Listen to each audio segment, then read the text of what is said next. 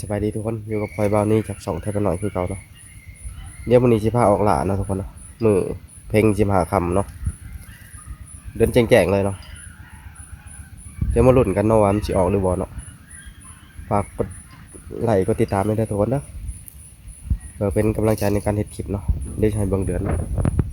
มาละเดินยังแจ้งอยู่เลยเนาะ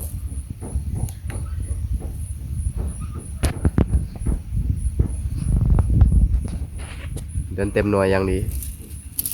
เนาะเดี๋ยวเราไปเบิ่งอยู่ไม้กันเลยเนาะทุกคนเนาะว่าจะมีตัวลูก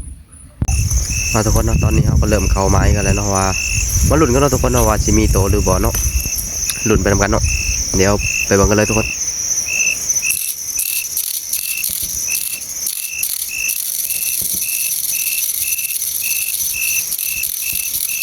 เข้ามาประทันอะไรเนาะทุกคนเนาะหนูก็เริ่มเข้ามาแล้วเนาะเดี๋ยวเขาจะซับให้เบิ่งเนาะทุกคนเนาะเอานิ่งบาดนี้เนาะลุดลาลุดอุ้ย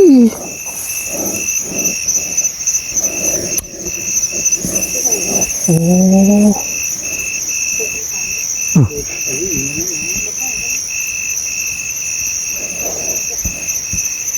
นั่นแหละทุกคนเนาะถามในคลิปซับกับใบบาทหนึ่งเนาะสุยปลายชบเพิ่นห้องกึกช้อมบาทพิวเลยทุกคนโอ้ยน่าเสียดายใช่ไหมเดี๋ยวจะเอาตามโตหาตัวใหม่เนาะทุกคนเนาะ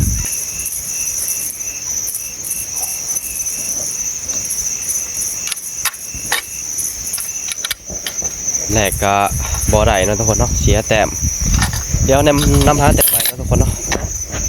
คืนนี้น่าจะมีโตอยู่เนาะแต่ว่าเป็นคืนเดือนแจงเลยทุกคนเลยคืนเดือนเพ็งเนาะ15 ค่ำพอดีเนาะไปลองเบิ่งแต่ยังบ่เคยลองจักเทื่อเนาะว่าหนูสิเข้าหรือบ่เนาะตอนเดือนแจงเนาะก็เลยว่าถือโอกาสไปลองเบิ่งเนาะก็จะฮู้แน่เนาะว่าหนูสิเข้าหรือบ่เดือนแจง มันเข่า2 โตหน้ามันอ่อนโพดหน้าบังนะยิ่งไกลๆประมาณเม็ดหนึ่งบ่ถึกแล้วโอ้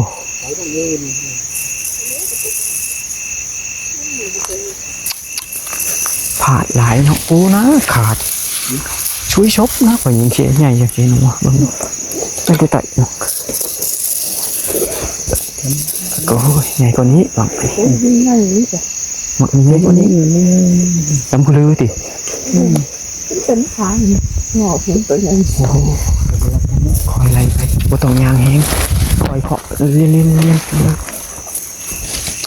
บ่ต้องตื่นเต้นนะมันเข้าใกล้ๆก็โลดเข้าไกลเลยปืนตอกโลดมันเข้าเลยจะชันแห้งคอยลงเรื่อย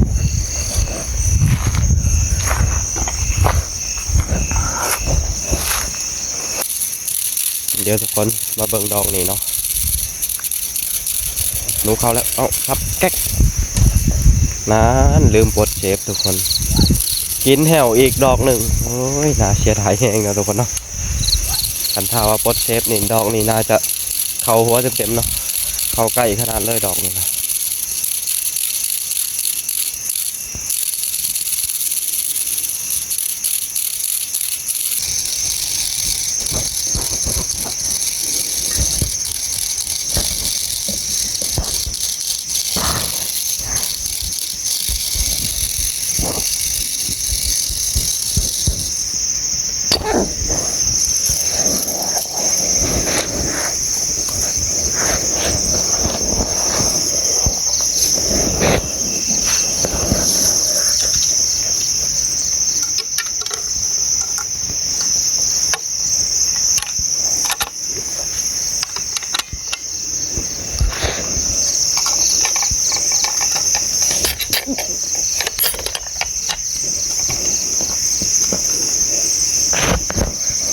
เรียบร้อยทุกคนเรียบร้อยแต้ม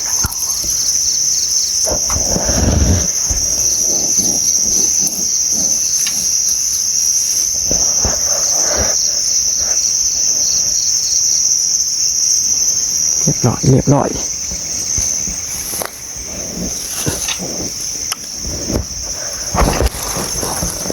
กินลืมปลดเชฟ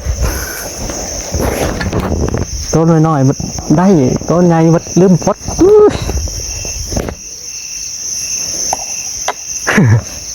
นี่ก็ได้นะเนาะให้มันหมานนะนี่ทุกคนเนาะได้แต้มหนึ่งเนาะเก็บก่อน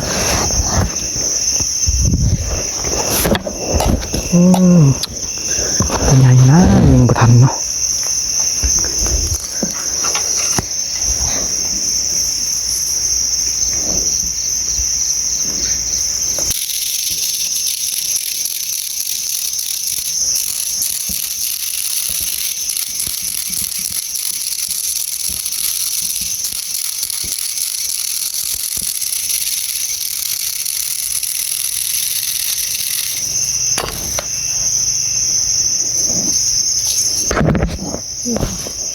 ความหัว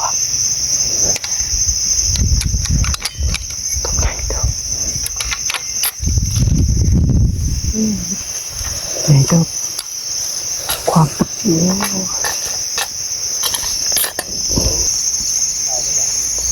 หกเฉียวเข้าใกล้หกยิงบ่ทันมันหกมัน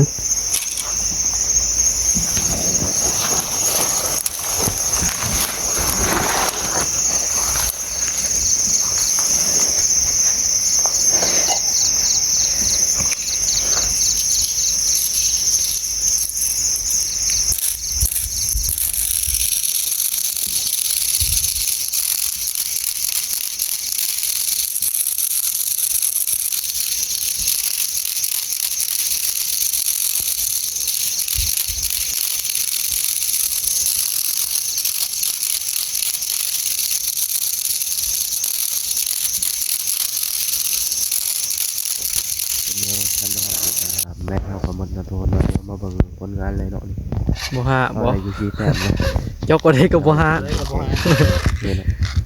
ผลงานอะไรสมิก็โอเคอยู่ จบบัดได้ก็ซีคือเก่า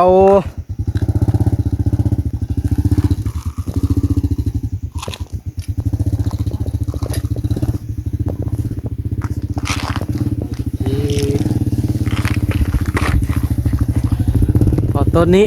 ใหญ่นี่ เบิ่งดู บ่ถึกเจ้าฮะ หมา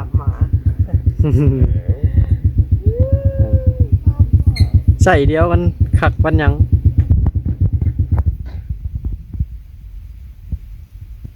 กระดงมาเขาก็ย่องแล้วข่อยก็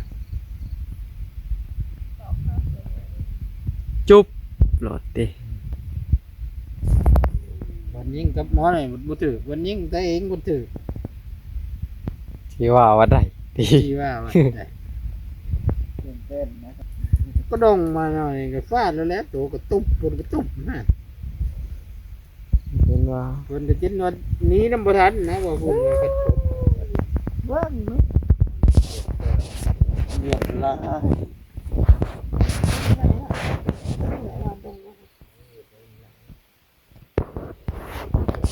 ทำงานได้แต่ใช้แรมรู้ได้เขาฝึกๆอยู่ชำแม่งเมา